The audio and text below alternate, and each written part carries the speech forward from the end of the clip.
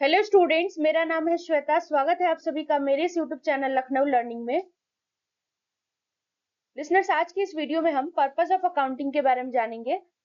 आइए स्टार्ट करते हैं। तो जैसा कि आप स्क्रीन पर देख रहे हैं listeners, purpose of accounting, accounting का क्या पर्पस होता है अकाउंटिंग करने का, उसके बारे में आज मैं डिटेल में डिस्कशन करने वाली हूँ।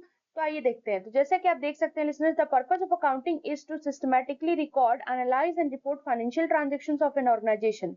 की ऑब्जेक्टिव्स इंक्लूड, क्या बोला गया है?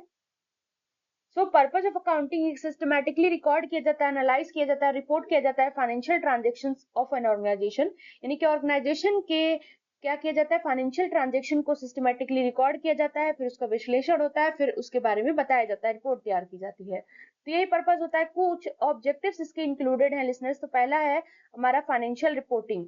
इसमें क्या होता है, तो provide stakeholders like investors, creditors and management with accurate financial statement to assess the company performance and financial position.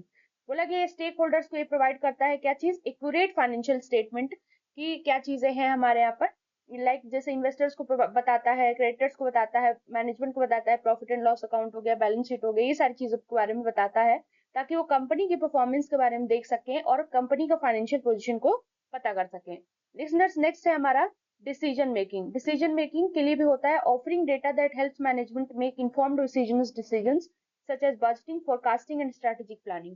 बोला गया डेटा ऑफर करती है ताकि मैनेजमेंट को हेल्प हो सके कि वो इन्फॉर्म बिजनेस डिसीजन ले सके, जैसे बजटिंग से रिलेटेड हो, फोरकास्टिंग करनी हो या प्लानिंग करनी हो, स्ट्रेटेजिक प्लानिंग, तो उससे रिलेटेड। तीसरा पॉइंट आता है कॉम्प्लायंस। तो इसमें बताया गया हमारा लिसनर्स की ensuring adherence to financial regulation and standard which help prevent frauds and maintains transparency।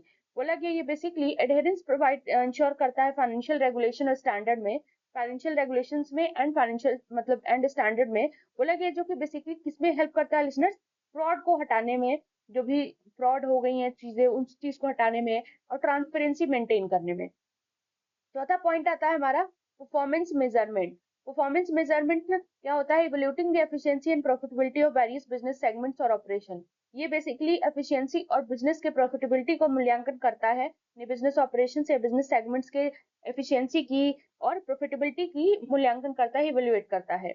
Next आता है हमारा फिफ्थ पॉइंट है टैक्स प्रिपरेशन। क्या बोला गया है इसमें? टैक्स प्रिपरेशन, इसमें क्या बताया गया, assisting in the accurate calculation and filling of taxes, ensuring legal compliance and optimizing tax liability.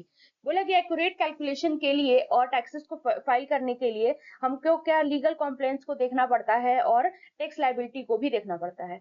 फिर आता है हमारा नेक्स्ट पॉइंट है, यानी कि इसका last point listeners, basically resource management, यानी कि इसमें का लास्ट पॉइंट है। 6 पॉइंट मैंने पूरे डिस्कशन किए हैं। Tracking and managing resources effectively to improve operational efficiency. बोला गया रिसोर्सेज को ट्रैक करना, देखना, मैनेज करना इफेक्टिवली तरीके से, ताकि हम अपने ऑपरेशनल एफिशिएंसी को क्या कर सके, इंप्रूव कर सके। लिसनर्स, आज के लिए बस इतना ही। आई होप आपको सारी चीजें क्लियर हो गई होंगी। वीडियो अच्छा लगे तो like share and subscribe. Thank you.